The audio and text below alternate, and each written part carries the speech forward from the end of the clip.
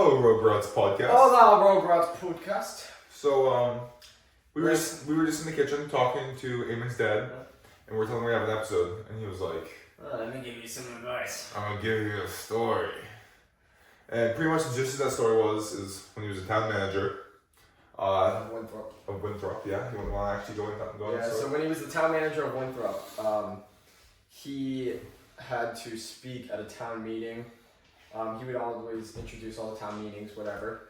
And before that, he got to the meeting a little early, so he didn't want to just sit there. So he went on a walk around the town, and he came across this old lady that was gardening her front lawn. She was probably like really old, like kind of. Like she was an uncle, she was an auntie. Yeah. She wasn't uncle, she was auntie. And so he was talking to her, and the lady was like, "Who the fuck are you?" Right? Because my dad was just passing by saying hello, and she gave him this look. She was like, "Do I know you?" And he was like, "No, I'm the town manager or whatever." And she was like, "Oh, so you're one of those lying piece of shits or whatever." And my dad was taken back. He was like, "What the hell?" And so he was like, "Oh no, we're just trying to do our best, whatever." And she was like, "Oh, there you go again," or whatever, right? And then she started poking him with her gardening stick and was like, "Let me give you some advice, young man." My dad was like 45 too. Yeah. And so she says something along the lines of like, "Stop bullshitting," or something like that. And my dad just wanted to get on with the conversation, so he was like, "Oh, okay, all right, have a nice day," whatever. Walked back and kept thinking about the conversation, and he went up to the podium when he was speaking, when it was time for him to speak, and he told that story. He was like, "We are not going to bullshit you, blah, blah, blah, whatever. We're going to stay authentic, and we're going to say the truth and whatever." And more of the story is to always speak the truth and always stay authentic to yourself and give people what they deserve. And for those that have read the book The Catcher in the Rye, what Holden Caulfield always hates, he says he hates fucking phonies. Yeah. He hates people that bullshit. He hates people that put on an act and aren't their authentic selves.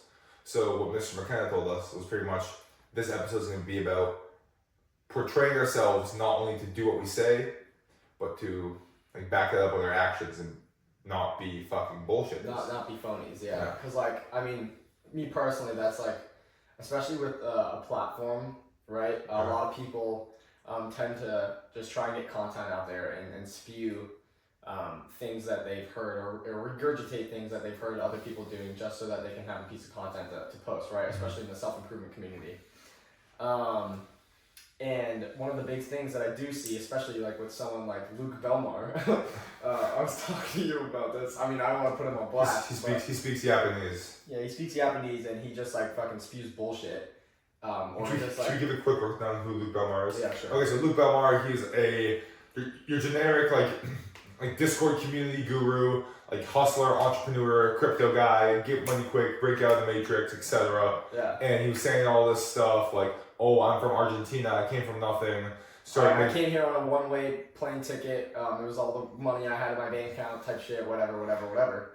And later, now actually, he just got exposed, and his whole entire backstory is just wrong. And he grew up with like a good family, whatever, and he's spewing absolute bullshit. And so like, I mean, honestly, like what I think about when it comes to, I mean, the thing that I learned from that is that like the truth always comes out. Mm-hmm. You know, whenever you lie or do anything, people can fucking smell it. Yeah, people can smell it, and so that's why, like, with creating content, I feel like you definitely have to do this, like the exact same shit that you do, that you say, right? Mm-hmm. And that's why I respect Alex Mosey so much, because he probably knows what he can do like in the future and can say that to get to produce more content, mm-hmm. But he doesn't do that. Like in his Leeds book, he was like, "Okay, now the next book is gonna come out when I cross like this mark. I mean, I probably already know what I'm gonna write about, but I want to have done it first so that I have the actual credibility." That's sick. Yeah. And so, I mean, that's why I respect him so much, and that's why you don't respect people that that just spew bullshit because you can smell it. I have a few things to bounce off you then. So number one, if it's kind of going around the same thing that Alex Ramosi is doing, giving out a book, we were saying we want to maybe launch a product or service one day, right? Yeah. And or even just maybe some merchandise. But the thing is, we felt like we haven't given enough value or done enough in order for us to have the platform to launch merchandise or something like that. Yeah. So that's pretty similar to Alex Ramosi. We're being authentic. Yeah. Because we're not. This isn't a relationship that's based off of you guys giving us something. Yeah. It's based off us giving you guys stuff, and hopefully you like it and you give us feedback. Yeah. 2, Luke Belmar, look at him, right? He needed to look at the theory of constraints. What was his weakest link? Like in his lies. His lies, Yeah. right? Yeah. You're only as strong as your weakest link. So no matter how much wealth and status he built up, how many freaking 14-year-olds It joined still his all community? came crumbling down. Still all came down because that one link in the middle of his chain snapped. Yeah. And his entire freaking system broke down. Yeah, and that comes with I just thought of like reputation. Like you only have one reputation, and in my opinion, like your reputation, like my dad was saying, he was like, the number one lesson is that like you're only as good as your word, right? If you say some lies or whatever, and they come out, then it's gonna take so much longer for you to build back even a sliver of your reputation, right? There was a study done, I'm gonna equate this to business because it gives a perfect representation, but there was a study that was done with restaurants, and like say you had a bad experience at a restaurant, like your food came out like 90 minutes later than it should have, right? That ruined the entire recipient's night because they were like, I mean, like you could have comped their meal or anything like that, gave them a refund, but they still felt like their night was stolen because their expectations weren't made.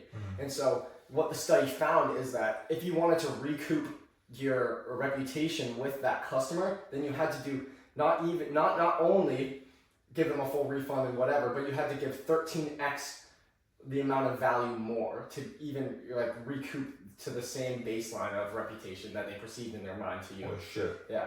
That reminds me of a conversation we had a while ago when we were talking about how in Chipotle, them giving us a lot of food, even though it might be bad on their margins, them giving us an amazing experience would be so much more worth their while because they get more LTV from us. Yeah, and that's why people, I mean, I've been seeing all over the internet that people want the old CEO back because there was an interview done with him and he was saying like, yeah, like the one thing that I was good at was just like giving a good customer or getting a good customer relationship, and by literally just getting more food, telling his coworkers to or his employees to just like would pile food onto the Chipotle. And now since they're trying to crack down on operations management and saving, cutting costs and stuff like that, and since they're doing that and not getting as much food anymore, the Chipotle is on a huge backlash right now, and people are not going to Chipotle's anymore, and their revenue is 100% down. No, us though. What? We're still going. Yeah, I'm still going. I mean, the Chipotle in I think is good. The Chipotle near us is good. Look, it's not better. I actually think that within the past, all of like the backlash in Chipotle, I think they have been improving their act a bit. Well, they should because I mean, we were on Qdoba for about a year because Yeah. Chipotle was shitty. yeah. But compared to how it was, it's gotten better. Oh, what was I gonna say? Oh, talking more about like cutting corners and stuff. I was also talking about this with your dad earlier. How if like the food administration during this administration, if they were authentic with what they did, everything would be so much better, right?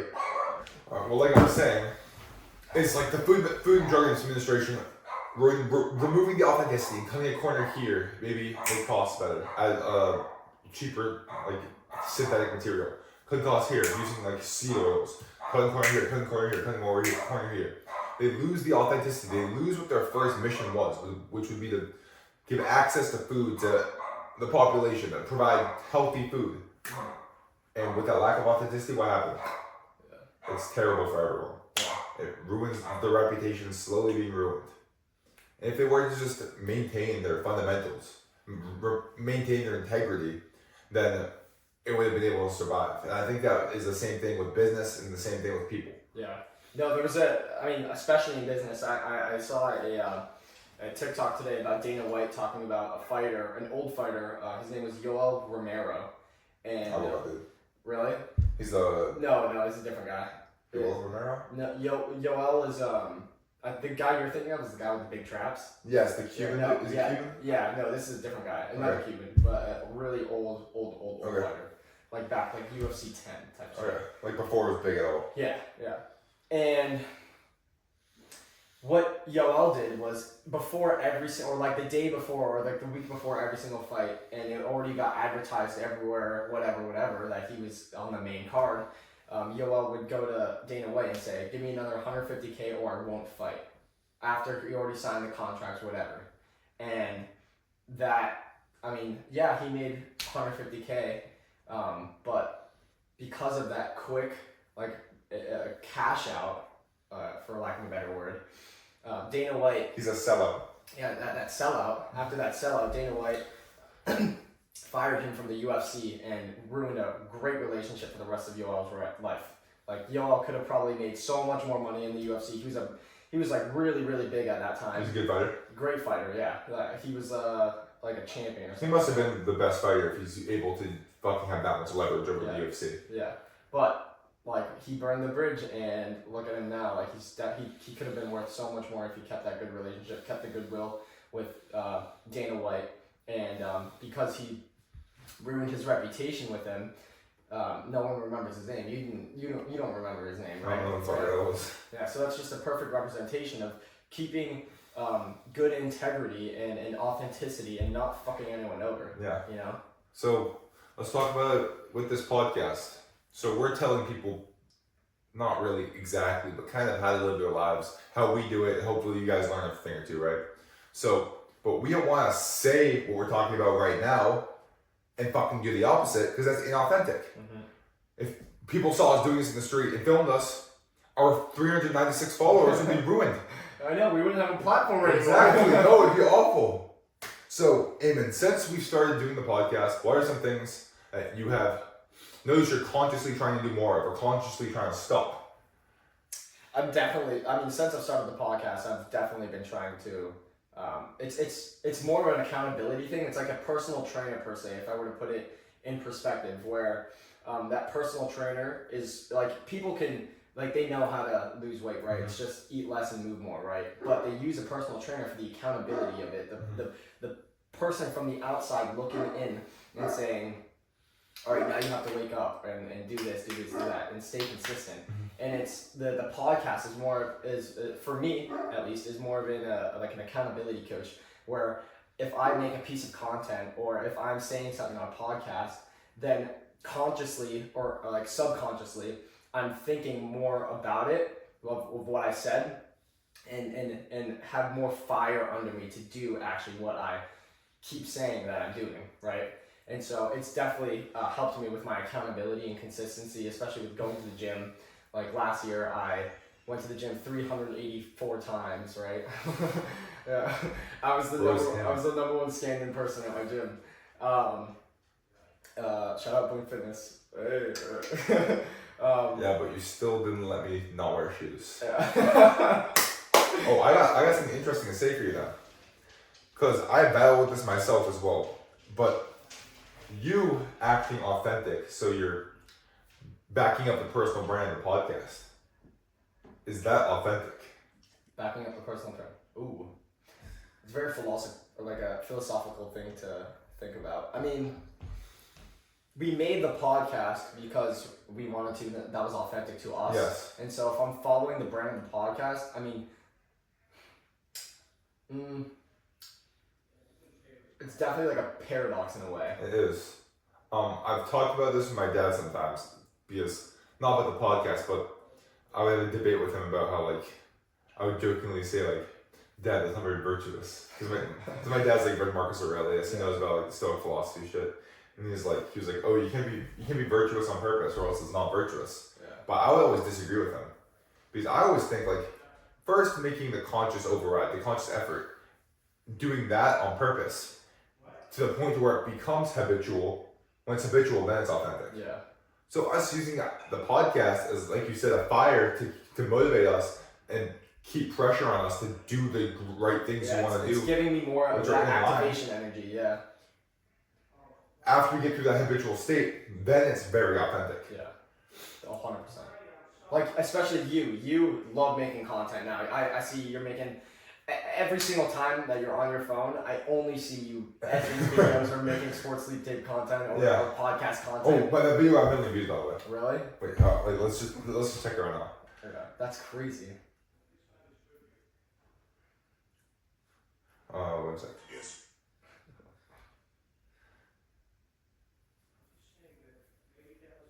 Sorry, chat. 1.2. 1.2 mil. That's insane. And I got 182 followers. Damn. That's Cool, insane. let's go. But yeah, but definitely, that's been really cool. To where at first it felt like a chore to make the content, especially when I would be like, all right, I have to make 3 posts on here, 3 posts on my personal, get 6 posts out every single day, and I would make sure I would do this. Like I was very, very, very consistent. Now it's a little more loose, but I don't have to think about it as much. It's just like something I do. I think it is. I mean, to answer the question at hand, I think it is authentic because our authentic selves. Want to do that? No, our authentic selves. We like prior to the podcast, we liked to seek discomfort, and by doing that, like changing your habitual like rhythm, right, in your life. Like instead of working out every day or whatever, we would film a podcast. Or that's just like an example of a habitual mix-up, right? That makes you very uncomfortable because you're so used to staying in your old normal routine, right? And so, to get back to it, once you get into that habitual state of creating the content, whatever, then that is your authentic self because you created you seek discomfort through like starting the podcast and starting to create content. It started out being uncomfortable, whatever, right? And that was still your authentic self. And now since you switched it to creating content like habitually and keeping it in your routine, then that's still, if I were to, for your philosophy, if you're like doing things habitually, then you are authentic. Then this podcast is our authentic self. I got something good to say. This is funny because this character is actually Luke Belmar's profile picture. Like the anime dude, you know what I'm talking about? Yeah. It's from the anime Jujutsu Kaisen, and there's this guy who's super strong, and someone poses the question. It's, are you the strongest because you're Gojo Satoru, or are you Gojo Satoru because you are the strongest? So are you who you are because of the things you do, or do you do the things you do because of who you are? I think it's like all the actions you do, all the habits you have, that's what constructs who you are. Yeah, no, it's be do have. That's like the underlying of all Stoic philosophy is like the actions that you do is who you become. I mean, that's how we identify people. Like if I were to identify you to someone, I'd say, oh yeah, this is my friend Eddie. He works out a lot and has so much motion. Say the word though. So he's a Sigma. Yeah. No, but that's I describe you that as who you are because you do those things. Yeah. So, like you were saying, I think Jojo, whatever the fuck that guy Gojo Satoru. Gojo Satoru, is Gojo Satoru because of the things or because of how strong he is, because whatever, the actions that he took. I think that's what I notice about at least all the people I like to surround myself with, all my friends. It's they have stuff that is unique to them. They have their own authentic likes and hobbies and stuff. I always say this to so many people. I love talking to people when they have a passion that they are just passionate about and it's unique to them. You can ask them about that. They can talk about it for 24/7. Oh, 100%. Because that's authentic. It's them. Yeah. And finding an individual like that is so rare. Like you always been super into finance. You're always a really unique person. Like you always worked out and stuff. Like Patrick, he's fucking weird as fuck. You're a Buddhist. Yeah, he's a Buddhist. Like no one here is. All of our, no one here does what Adrian and Kev, all of our boys, you know? Yeah, 100%. They're all super authentic. They're always themselves. But at the same time, you can look at anyone and if they open up, they will be authentic. I think that's why being authentic on the internet is the number one thing you can possibly do. If you want to go viral, just be yourself. Be a complete unfiltered version of your fucking self on the internet for as long as you can, and I guarantee some people will catch on. Yeah, because people, I mean, we're all human, right? Yeah. And so you will catch a following if you are being authentic because I mean, like, if you are you are one of one. Yeah. And so there will be people that have aspects of your personality in their personality that want to relate to you. And so you will build a following from that if you are your true authentic self. And so that's why, like, we're also, like, somewhat building a following, is because we're being our true authentic selves, and people find themselves in the shit that we speak about. And so that's why people follow. I always try to figure out haters, you know? Yeah. And I think a hater is in the way, when people say haters are your biggest fans, I think it's true. Because what a fan is, it's like, people watch us, right? Yeah. They see, oh, these guys are authentic. They are doing something that I like, they're putting it out there. I think a hater is actually the opposite. So where, like, they're almost jealous that they cannot do this because they are scared that people won't like it. They're scared to show their authenticity because they don't want to be seen. They just want to be. They're scared about the judgment of other people. Yeah, right? they want to be in the giant conglomerate of everyone rather than sticking out, being an individual. Yeah, that was especially one of the biggest things that I feared when starting this podcast was the judgment from other people. Yeah. Right? And so I remember you posted like one of our first reels on your main Instagram story on like your actual account. Yeah. And I was shitting my pants. Actually? Yeah, but I didn't say anything because I knew I was uncomfortable and it was the right thing to do. But like I was shitting my pants. Mm-hmm. But I mean, like, you have to go through discomfort to be able to like change and improve, and like, wouldn't a life be so sad if you didn't change at all? Right? Like, the point of life is to evolve and keep learning and keep changing, and like the number one, like the principle of learning is changing your behavior when the same situation comes up, right? I'm gonna cut you off for 1 second. Yeah. You saying that, what you just said, it's similar to what Alex Ramosi said. He said something like that, correct? Yeah. When you were thinking that, did you think that's what Alex Ramosi says, or do you think that you've just been listening to him and it became habitual, and now that's you authentic? That was me authentically saying. Yeah, that's just what I'm asking, and that's what I thought too. So I think that's cool. Yeah. No, I mean, like, your environment is huge about shaping who you are. I mean, like, I've said this statistic before, but the number one statistic of predicting if someone is going to be successful or not isn't race, age, gender, IQ even, right? Yeah. It's the zip code that they were born in. And that's because the environment shaped their perspective of life. If you're born in the slums, right, you're going to compare yourself to the people that, in the slums. Like, they probably act like, I mean, like, I don't want to put dirt on anyone, right? But you can assume how they would probably act. But, like, for example, us, we were born in a pretty, like, wealthy zip code, right? And so the perspective of which that we see now, our scope, right? We get to see what it looks like and like how people talk and what people say, and our standards are so much higher now, and so now we think that we have to keep our standards high. And that's just us being grateful for where we live. Oh yeah, 100%. I mean, like 100%. But like, that is the number one statistic of is your environment. Of being successful is your environment. Or like that of predicting if you're going to be successful is your environment. And that's why your environment is so huge. Wow. Yeah. I had something to say. Wait. Get out. Wait a second. Yeah, you're good.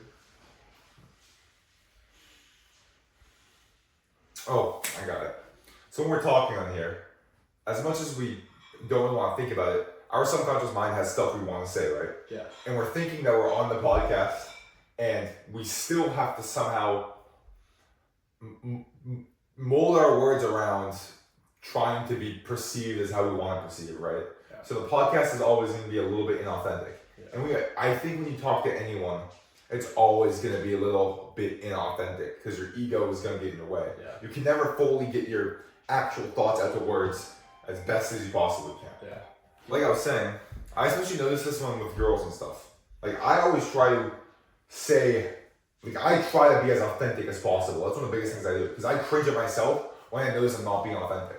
I mean, that's when people do cringe. Like, if you look at in the internet, like Ali A, right? Yes. People thought he was so cringy because he was speaking like a kid. That wasn't his. Well, I'm assuming that wasn't his true authentic self because he is a mature adult. Yeah. Right. And so that's why people thought he was cringy. But like, people who like are actually so into anime or like people that perceive that subject is weird. Yeah. When they watch their content, it doesn't come off as cringy because of it's actually authentic to them and they're speaking what they want to speak, right? It's hard. It's like having a hard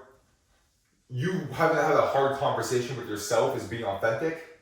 No, and having a hard conversation with another person. Yeah. Like you need to have that first hard conversation with yourself to override, then have the hard conversation. Yeah. You see what I'm saying? That's exactly what you're saying. Yeah.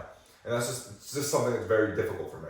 Yeah, I mean, especially when it came to girls. Yeah, right? Yeah, I mean, like, I noticed that too. Like, like my ego gets in the way. That's because, like, bro, we're fucking weird. Yeah. No, but I think that's normal. I mean... Yeah. Because especially, like, I try to, like, not talk about myself as much as I can. Yeah. And I try to, like, consciously try to talk, like, ask them how they are and blah, blah, blah, blah. But still with that battle with myself, is that inauthentic if I want to say some stuff about me? And well, if you do and you're not, then that is technically inauthentic. But at the same time, it's kind of selfish. Like, it's hard. Yeah. No, definitely. I mean, it's a weird paradigm. Yeah. Weird dynamic. Yeah. So, one cut here. I know. Yeah. So, some things I want to say is, drop the ego every once in a while. Try to see things from another lens and be who you want to be. Be authentic. And if you don't lose your authenticity, you don't lose who you are, you'll be completely fine in this world. And don't be a dick rider. Don't follow other people. Yeah, be you. Yeah, be you. Find your own path, man. Yeah. Like find the road out. I mean, yeah, no, for real. Like that's when you do find your own path. That's when you are the most authentic and also like love yourself the most, is because you're doing what you want, right? Not what another person is doing, right? And if you're in our community and for some reason you don't like our podcast, you don't like seeing it in your feed, I want you guys to unfollow because I want you to be authentic to what you fucking like. Yeah. And that might sound weird, but just do what you want to do. Exactly. Yeah. All right. And use code ROGUE15 at Sports Loop checkout. Yep. And that's today's podcast. Yeah. Thank you guys. Thanks for watching.